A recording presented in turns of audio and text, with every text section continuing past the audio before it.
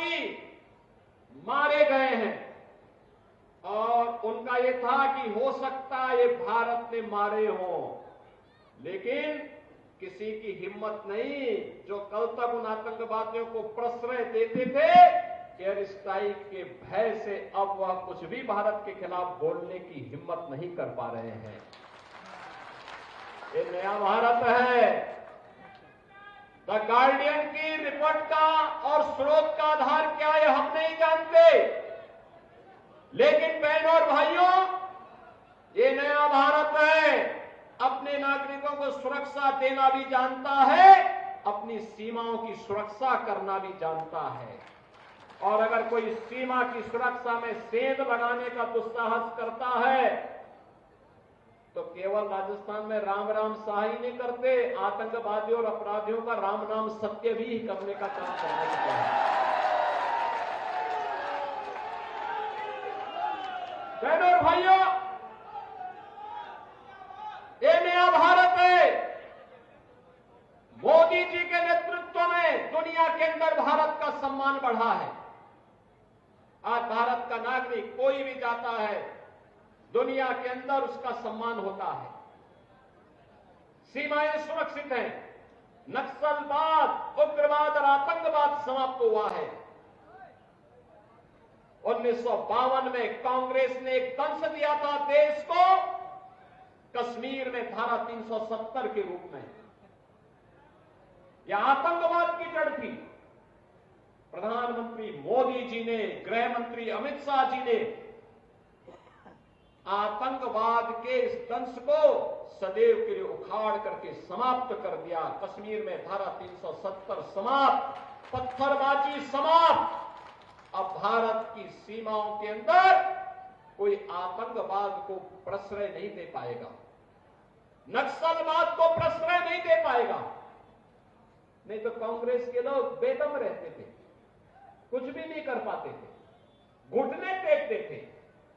एक तरफ the guardian की रिपोर्ट जो कहती है कि चुन चुन करके आतंकवादी मारे जा रहे हैं पाकिस्तान के अंदर, दुनिया भी आतंकवाद को बोझ मान रही है। और एक कांग्रेस थी, अपनी सरकार के समय बिरयानी खिलाती थी ना आतंकवादियों को। आप मुझे बताओ कि आतंकवादी मारे जाने चाहिए कि नहीं मारे जाने चाहिए? ये समाज के बोझ हैं, सबकी सुरक्षा के लिए खतरा है। और कांग्रेस गरीबों को भूखों मारती थी और आतंकवादियों को बिरयानी खिलाती थी। ये इनके हाल थे। और मोदी जी तो 80 करोड़ गरीबों को फ्री में राशन दे रहे हैं, पिछले 4 साल से दे रहे हैं और अगले 5 साल तक लगातार देंगे। बहनों और भाइयों, आज जो एक कार्य हो रहा है, चाहे वह सुरक्षा का हो और चाहे वह बड़े बड़े विकास के कार्य, highway, railway, metro, IIT, IIM, AIIMS, जहां हर घर नल की योजना, हर खेत को पानी के लिए प्रधानमंत्री कृषि सिंचाई की योजना। अभी यहां पे विजया जी बोल रही थी और जवाहर सिंह जी भी बोल रहे थे कि सिंचाई की योजना के लिए यहां के माननीय मुख्यमंत्री जी ने धनराशि स्वीकृत की है। बहनों और भाइयों, कोई राज्य सरकार अपने दम पर अकेले नहीं कर सकती थी। अगर प्रधानमंत्री कृषि सिंचाई की योजना नहीं होती तो ये डबल इंजन की सरकार का लाभ राजस्थान को आज प्राप्त हो रहा है। और इसीलिए, क्योंकि मुख्यमंत्री के रूप में मैं पिछले 7 वर्षों से उत्तर प्रदेश में काम कर रहा हूं, पार्टी ने मुझे अवसर दिया है, मैं जानता हूं डबल इंजन की सरकार होगी तो डबल नहीं, ट्रिपल स्पीड से हम जनता जनार्दन की सेवा भी कर पाएंगे, सुरक्षा भी दे पाएंगे। और आज ये कार्य हम लोग कर पा रहे हैं। लेकिन कांग्रेस के समय न नीति थी, न नेता थे, न निर्णय हो पाते थे, न नियति साफ थी। विकास के बड़े बड़े कार्य और गरीब कल्याण की तो कोई शान ही नहीं। 80 करोड़ गरीबों को फ्री में राशन, 60 करोड़ गरीबों को 5 लाख रुपए की स्वास्थ्य बीमा का कवर। बहनों और भाइयों, 12 करोड़ अन्नदाता किसानों को प्रधानमंत्री किसान सम्मान निधि का लाभ। यहां केवल राम मंदिर ही नहीं बना है, 4 करोड़ गरीबों के घर भी बने हैं। यह भी हमें नहीं भूलना चाहिए। 2.5 करोड़ गरीबों के घर में फ्री में बिजली के कनेक्शन दिए गए हैं और 10 करोड़ गरीबों को फ्री में उज्ज्वला योजना के कनेक्शन भी मिले हैं। 12 करोड़ गरीबों के घर में एक शौचालय भी बना है। नौजवानों के लिए स्टार्टअप और स्टैंड अप की योजना है, उनके रोजगार की योजनाएं, पीएम विश्वकर्मा रोडीओपी की योजनाएं, ये सभी भारतीय जनता पार्टी की सरकार की देन है।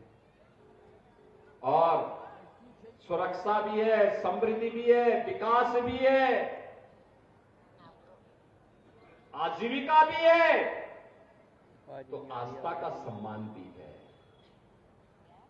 मैं पूछना चाहता हूं, क्या अयोध्या में राम मंदिर का निर्माण एक कांग्रेस के लोग करा पाते क्या?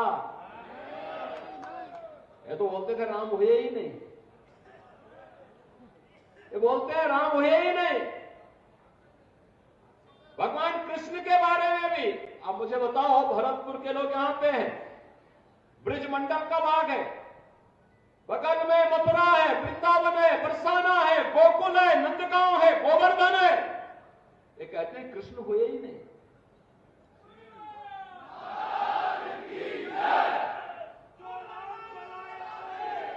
इतना बड़ा अपमान है, कांग्रेस के लोग हमारे इतिहास और हमारी विरासत पर ही प्रश्न खड़ा करने का प्रयास करते हैं। लेकिन भाइयों और बहनों और भाइयों, आज आप देखते होंगे अब यूपी में कर्फ्यू नहीं लगता, नहीं लगता, वहां कर्फ्यू नहीं लगता, दंगा तो है ही नहीं, कर्फ्यू भी नहीं लगता। हां, कावड़ यात्रा धूम धड़ाके से निकलती है वहां पे, और धूम धड़ाके के साथ, कोई रोक टोक नहीं।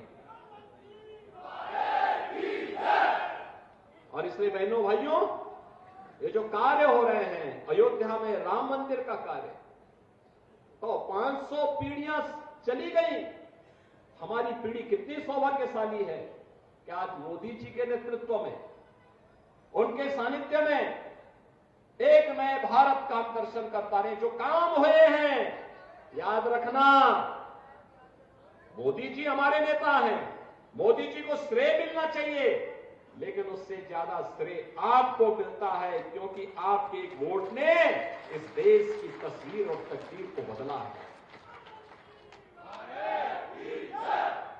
आपने अगर अपने वोट का सही इस्तेमाल नहीं किया होता और वही सड़ी गली व्यवस्था को ले चलने वाली कांग्रेस को ही समर्थन किया होता, तो क्या होता? कुछ भी नहीं होता। न सुरक्षा मिलती, न विकास होता, न गरीब कल्याण होता, न अयोध्या में राम मंदिर ही बन पाता। नहीं बनने ही नहीं देते कांग्रेस के।